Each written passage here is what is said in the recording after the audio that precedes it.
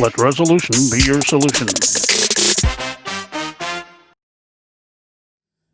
Today's topic is free speech, freedom of speech. Now, in the United States Constitution, one of the greatest documents ever written, in fact, possibly the greatest document. What am I saying? It is the greatest document ever written. The right to freedom of speech, freedom of expression, freedom of assembly is all written into that wonderful documentation. The First Amendment of which is the right to speak and to say your piece, and it's also enshrined that to petition your government for change. Having said that, a lot of people believe that free speech is being able to freely say what they believe, while at the same time suppressing the next person's right to say what they also believe. Now, beliefs are different to facts, as I've said so many times before, and facts are indisputable. But facts may help you come to a conclusion, but facts in themselves may not be a conclusion, because you may decide to do something as a result of the facts that you've heard. Now, this might be a complicated subject for many, but I'm sure some of you have got very stringent and strong opinions about this, which I would only be too happy to listen to. So, give us a call. You know the numbers. You know how to get in touch with me. I look forward to hearing from you. Today's topic is free speech. Take it away, Arthur. All right then, Mike, I understand you're talking about free speech today. Well, I'll tell you what happened to me over the weekend. My friend of mine came up to me and says, "Yeah, what about a game of golf?" I said, "I've never played golf in my life before." I said, "Go on then, I'll give it a go. First time for everything, you know what I mean?" So you went actually on the golf course and had a game of golf with a friend of yours. Well, that's what I've just sort of said to you, Mike. Are you paying attention to what I'm saying? Anyway, what happened was we went on this, what it turned out to be, right, you go out into this big field. Oh, by the way, I don't have a set of golf clubs. He says, "Yeah, use mine," and everything. So he's basically some bag of sticks, right? So what it's all about is this little white golf ball, about this tiny little ball, right? And what you're going to do is you're going to knock it down this field to where you imagine this hole might be, and get it in there with as few shots as you possibly can, right? So what I did, I swung this club and knocked it down this field. I followed it down there, walked down after it. When it came to the rest, I hit it again and everything like that. So did you enjoy your time on the golf course there? Well, I'm just getting to the point here now, and what happened was, regarding free speech, I got round in 245 hits. It's the first time I've ever been. But on one of the holes, I actually managed to beat him. I got it, I think it was something, I don't understand it, it's a par 3, and I got it down in 7. But he had a bit of a nightmare, and I managed to beat him by 1. And he had a few choice words. That's closest to free speech I heard that day. Well, thank you very much for your call. It's always interesting to hear from you. Just one thing before I go. Go ahead.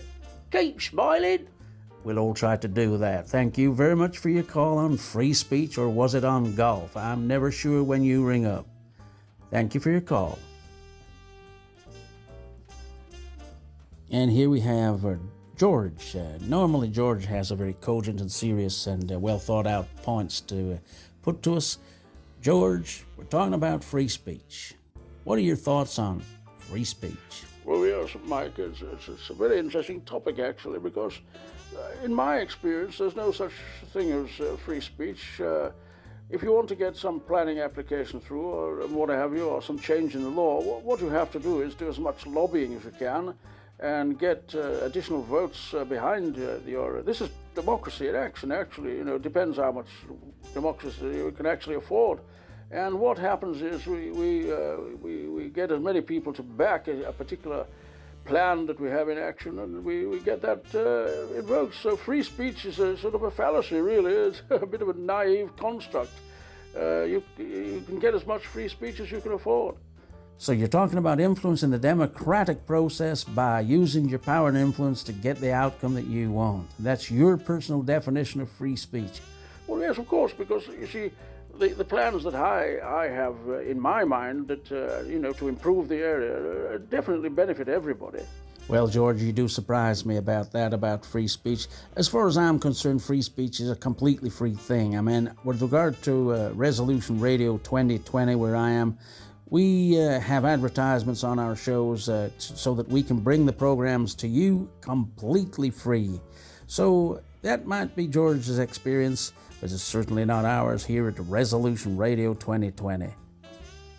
This is this topic of free speech, and this is for Jerry's call. Put Jerry through.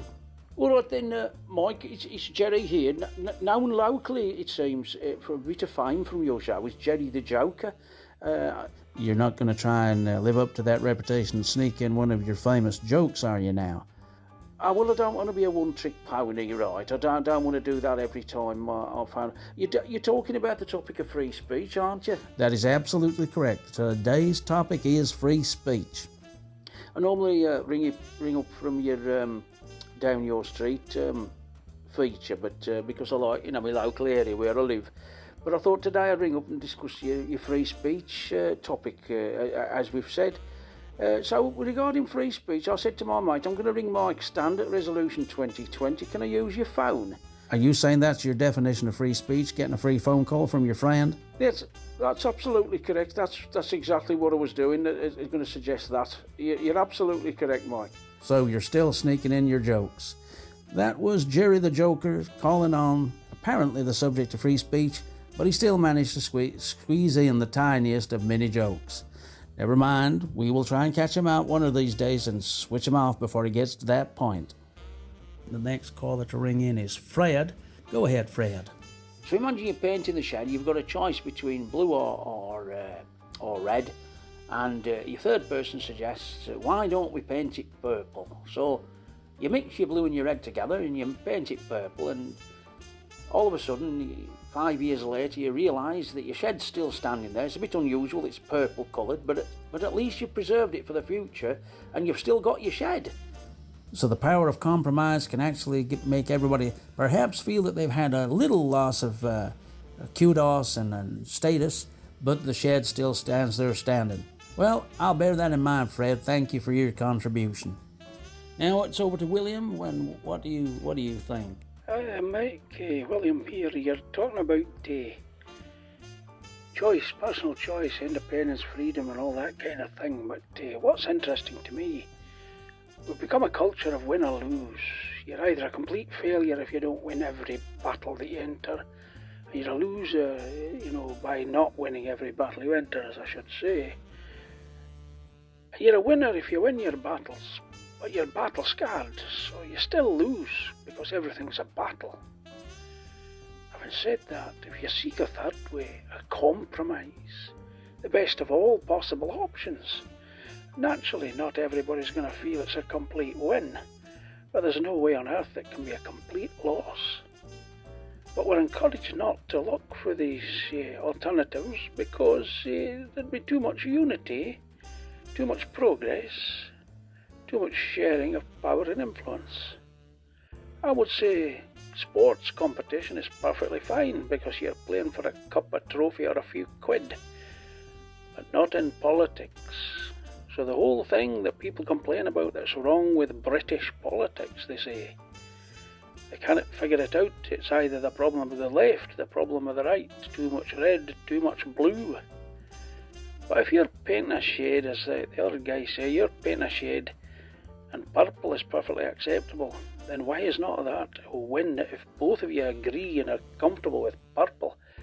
I agree with the other chap that rang in, and maybe that agreement, us all agreeing and working together, is something that people who make a living out of being in authority just cannot tolerate.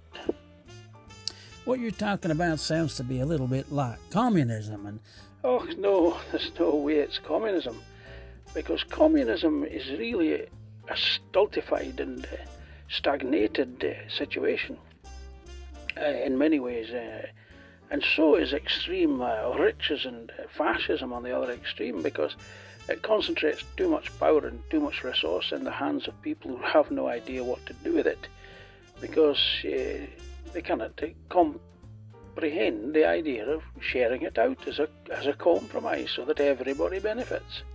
Well, as I say, the sharing sounds like... I'm a bit confused by all this, but I'm sure there are people who think that you make a legitimate point. Just one more thing on this topic. The roads that you drive on, they are maintained by collective taxation so that business can flourish and everybody can be in safety, comparative safety. Is that a communist venture? No, I don't think it is. It's everybody working together towards a common goal, though. Absolutely. Anyway, give it some thought. If you like this channel, like and subscribe our page. Share it with your friends. If you understand the underlying message here, which is about entertainment and fun, Keep smiling. then continue to stay with us. I look forward to interacting with you in the future.